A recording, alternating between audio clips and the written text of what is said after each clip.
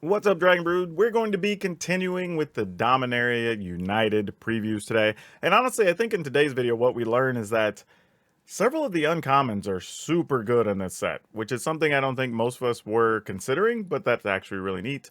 And the set overall looks very good. There's very few of the rares and mythics even that look, unplayable. Actually, most of them seem like they have some kind of use. So let's just hop into it and see what we have to talk about today. Here we go. So we have Phoenix Chick. 1 mana, one. But this art is a banger, by the way. Like, it's like this chick that looks like it. It looks like maybe it's just coming out of the egg, and then it's on fire. So like, and it also looks like it's trying to fly, but it can't. Like, this artwork's amazing. Like, seriously. Like, whoever. Like, this is the stuff where I wish I was still at Wizards so I could actually like see what the art brief was on this. Like, because, the artist had to be told something like, okay, this is going to be a phoenix, so phoenixes are on fire, but this is a phoenix chick, so we need to embody a fiery phoenix coming out of an egg or whatever. And then they got this goofy thing that is brilliant. Like, it is awesome.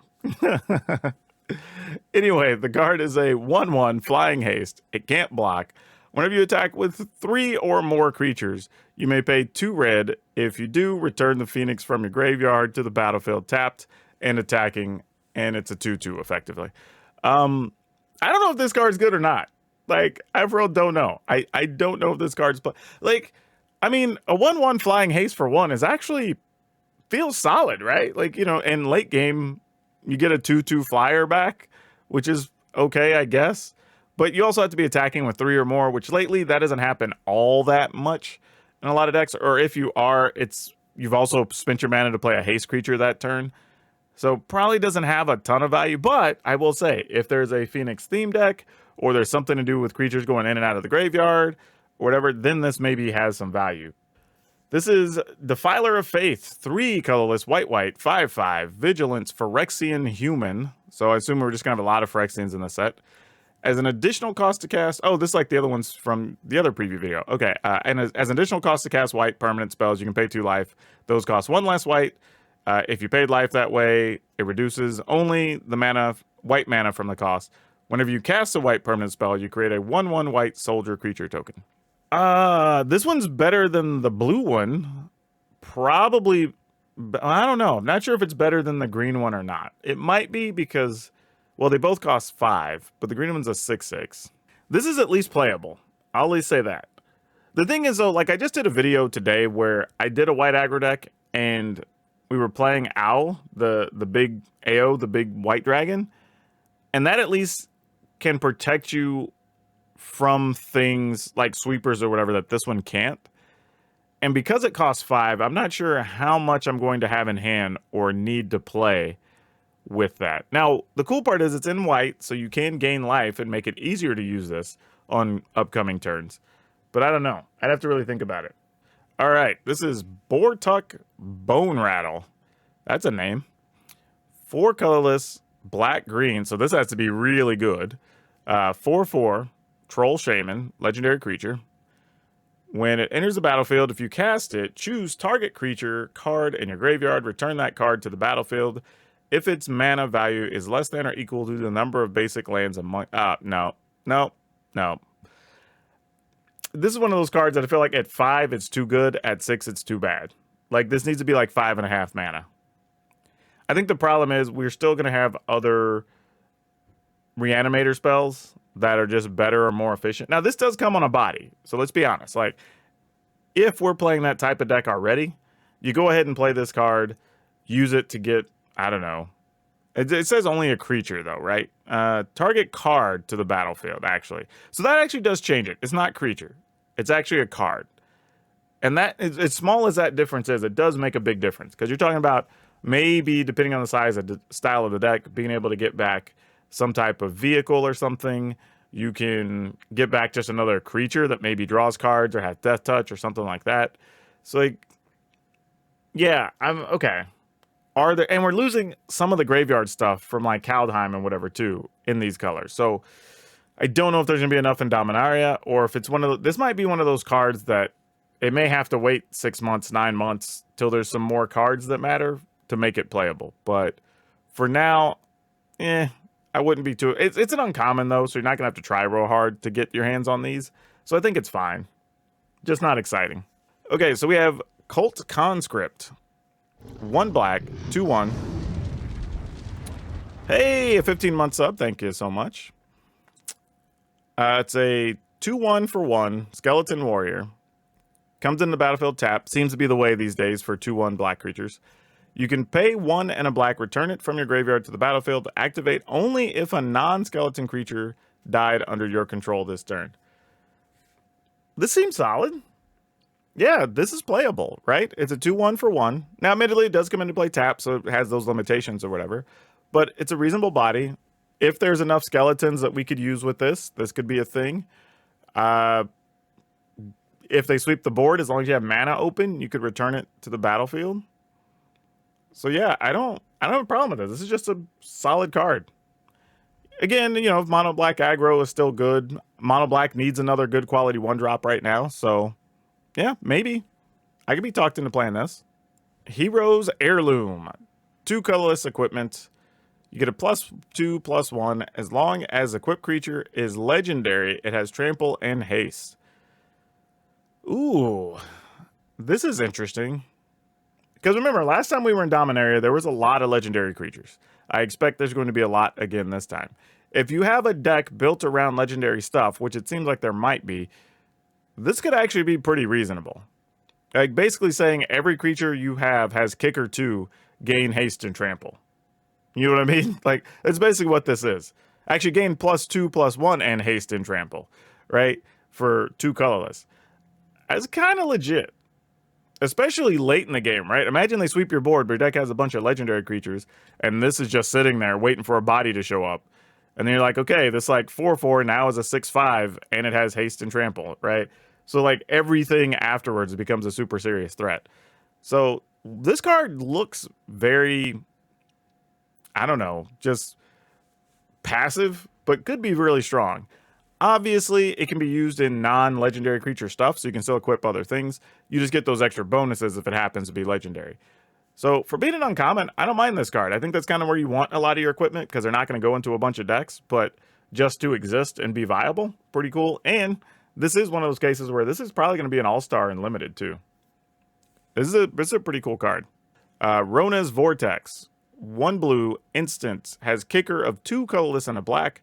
Return target creature or planeswalker you don't control to its owner's hand. Ugh, I can return planeswalkers. Ugh. If this spell was kicked, put that permanent on the bottom of its owner's library. So for 4 mana, you can basically just remove a creature or planeswalker and put it on the bottom of the library. For 1 blue, you just return it to their hand. God, this card's good. This card's really good. Like, I wanted to, like, it's one of those cards, like, I'm, all right, it's a bounce spell, whatever, I want to hate it, but, like, no, this is really, really good. Like, yeah, you're right, it's almost like Blood Chief's Thirst in Blue, but at instant speed. Right? Like, and it's still, and, like, this is actually a removal card. And there's no restrictions on size, on cost, like, it's a thing you don't control, I guess, but that's about it. Like, this is really, really good. Like, this is another removal card for the Dimir decks. Like, it's good early, it's amazing late. Like, this is a good top deck in a lot of situations. Like, yeah, there's, like, because think about this. Sometimes, especially right now, where you have stuff like Reckless Stormseekers and Thundering Raijus or whatever, right?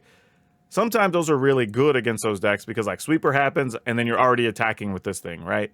And then they have to just deal with that turn after turn. So, like, even returning it to your hand only has so much value. But if they can just, like, get rid of it, it's like, oh, okay, cool. Dealt with that problem. You know what I mean? Like, this is... Ugh, man, this thing's good. I like it. Spirit Squad said this is much more comparable to Thirst than Fading Hope. Hope can rescue, but this card is gas. Yeah, this card's just great. All right, Herd Migration. 6 colorless and a green sorcery. Oh boy. Hope this does something good because it's a rare. Create a 3/3 green beast creature token for each basic land type among lands you control. You can pay a colorless and a green, discard Herd Migration, search your library for a basic land card, reveal it, put it into your hand, you gain 3 life. All right, this card's actually solid. Oh, domain is basically their word for like pay attention to each basic land type you control. The thing is, it's easy to look at this card and just say, oh, it costs 7, and I'm going to get maybe realistically like 3/3/3s, right? But it has the ability to just search for a land to make sure you hit your land drops. And that's kind of a big deal when you're playing stuff like, I don't know, like Simic Ramp or something like that, where you just want to make sure you're hitting your mana to get to the next big thing. This is a pretty quality card. Like, this card can be included in a lot of mid-rangey decks, especially if you're playing like that 3rd or 4th color or whatever, but you're playing green as the main. This can make sure you can go get one of those basics you have hanging out in the deck or whatever. Like, but honestly, it's almost like a, what did we used to play? Like all the other 2-mana green spells that go search for a basic, right? But if you draw it late game, well, now instead of searching for a basic, I can just make 3 or 4 bodies. Like, this is actually not bad. All right, so we have Karn, Living Legacy, 4 colorless for a 4 loyalty planeswalker. +1, create a tapped Power Stone token. It's an artifact with tap, add colorless. This mana can only be spent to cast non-artifact spells. Okay, so you make a ramp artifact that comes into play tapped. You can -1, pay any amount of life, then look at that many cards from the top of your library, then put one of those cards into your hand and the rest on the bottom of your library in a random order. I kind of like the gambling aspect of this. And then -7, you get an emblem with tap an untapped artifact you control. This emblem deals 1 damage. Wait, tap an untapped artifact. Oh, so you tap untap artifacts, but the emblem deals the damage. Okay, that's cool. So basically it just turns all your artifacts into deal 1 damage things. All right. Considering you probably made a few Power Stones along the way, that makes sense. I don't know. This seems fine. I don't know anybody would think this is bad. This is an uncommon Monstrous War Leech, 3 colorless and a black for an XX creature. It has kicker of 1 blue. As Monstrous War Leech enters the battlefield, if it was kicked, mill 4 cards. And then it has power and toughness equal to the highest mana value among cards in your graveyard. Ugh. If I'm playing a mill deck, this card's kind of cool.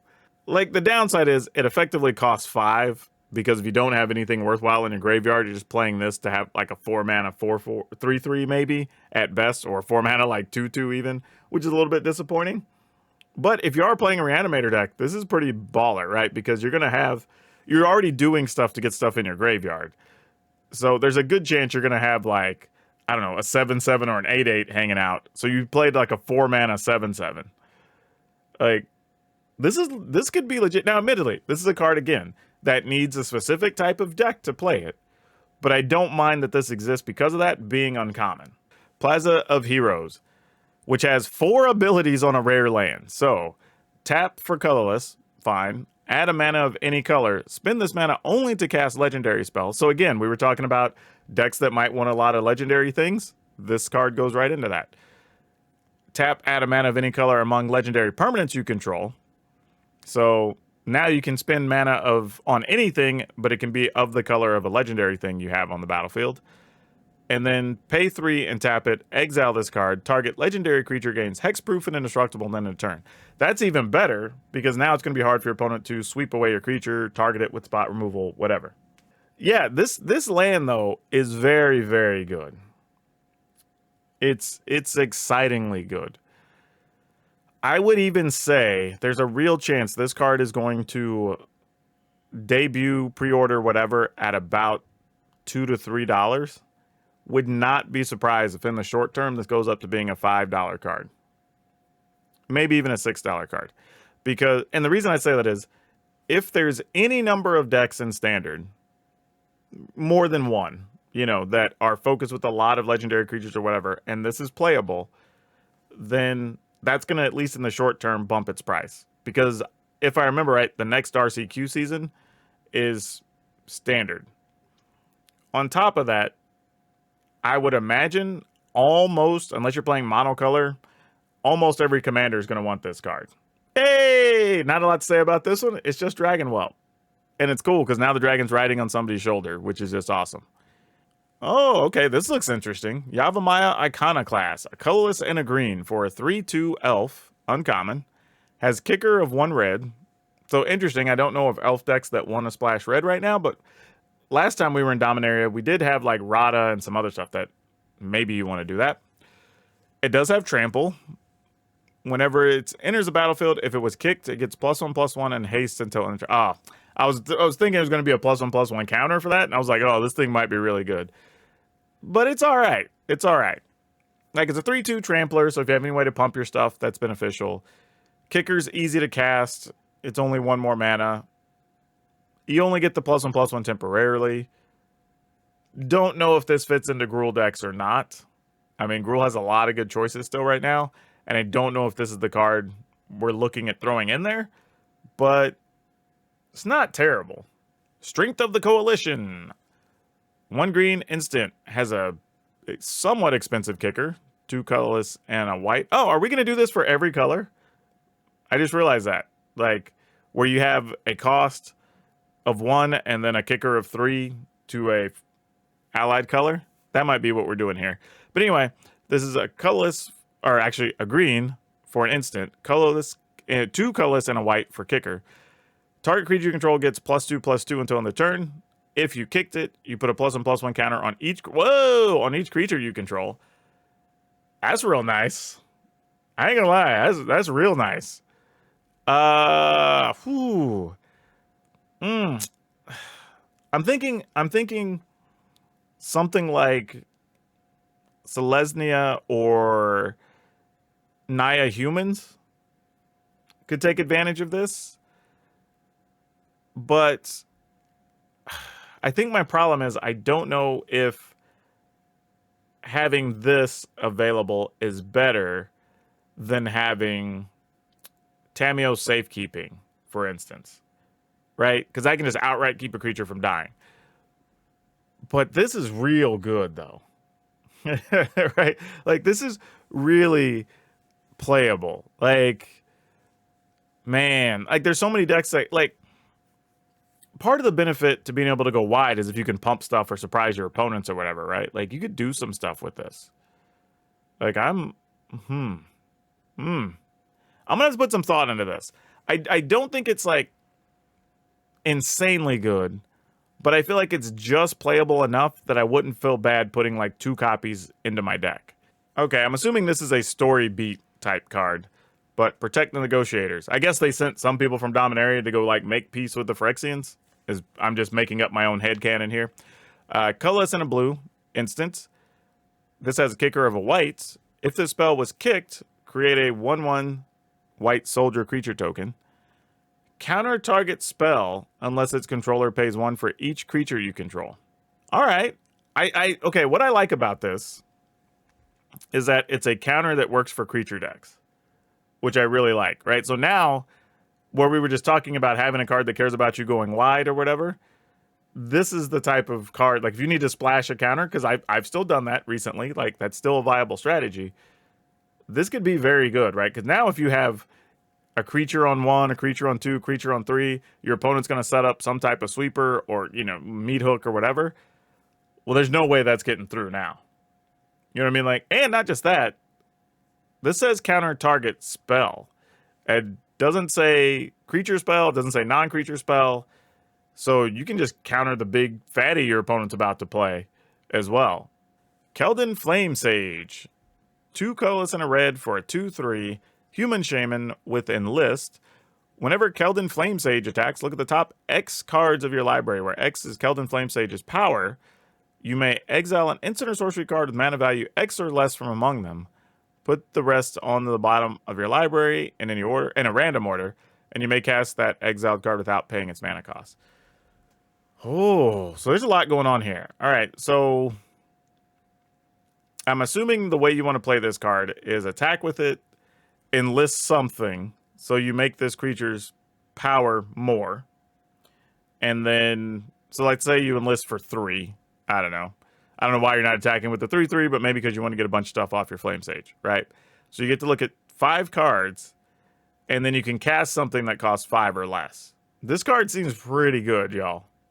Like, being able to get free stuff off the top, even if it's just like a 3 or 4 mana thing, could be pretty damn good. Or if you're just digging a little bit lower to try to find like removal to get rid of a blocker, a lot of those cost 1 or 2 mana.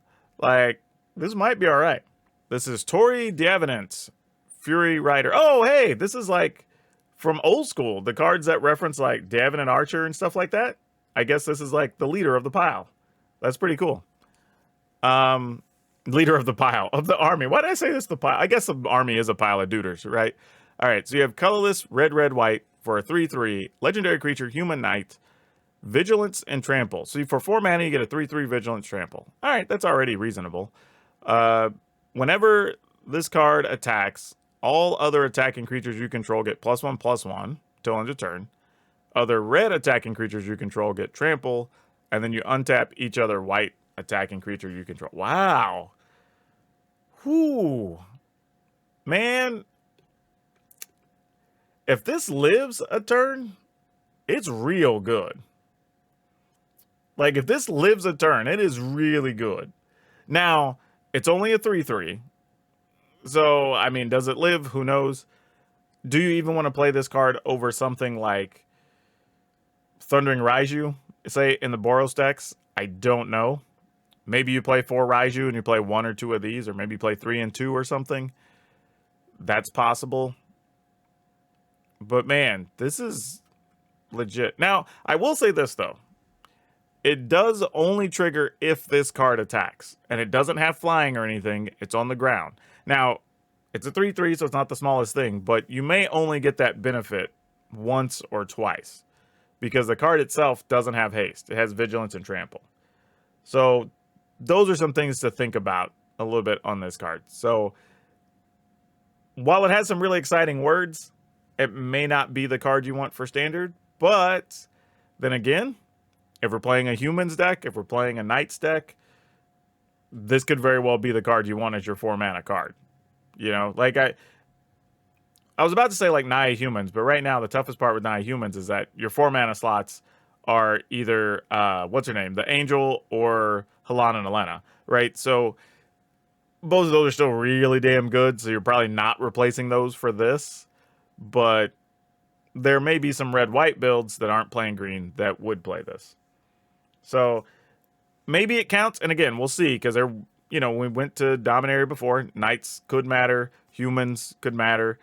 If they do, then this card maybe has some extra value. If not, I think we've seen a lot of good tools for the Boros aggro decks already. I don't know if this is good enough to make the cut. I mean, I was talking about this on a previous video. Like, the 4 mana slot over the last, like, 4 years or so has become the real tight spot in a lot of deck lists.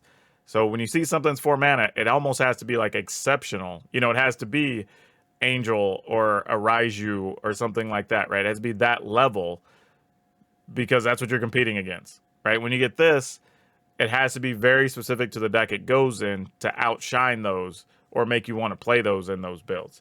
I think that's the issue. We have Cut Down. 1 black, instant. Destroy target creature with total power and toughness 5 or less. This is one of those cards that feels good enough that, like, you feel like you're reading it wrong. You know what I mean? Like you read it, it's like, this card can't be that good, right? Like, this is really good. This is definitely going to see play. Like, 100%. 100%. Like, I mean, and then we're losing some stuff like Blood Chief's Thirst and stuff like that, right? So, now, admittedly, this doesn't kill Planeswalkers, but, man, this is instant speed. Oh, this kills so many cards, too. Now, again, it doesn't kill stuff like Thundering Raiju, it doesn't kill any of the dragons, whatever, that's fine. But it does kill everything up to, like, I don't know. Well, the card we were just talking about. No, because that's a 6, right? Because it's a 3/3. So you can kill Halan and Elena. It's probably like the best thing you can kill with it. My question, though, would be, is there a card or creature that gets played a lot outside of maybe like whatever the companion guy, right? Like the big one. Outside of that gets played in Modern that this wouldn't kill? Because, like, I'm seriously thinking about that, right? Like, is everything in Modern's like 1/1s and 2/2s and 2/1s or whatever. It's all about efficiency, right? So this is pretty strong.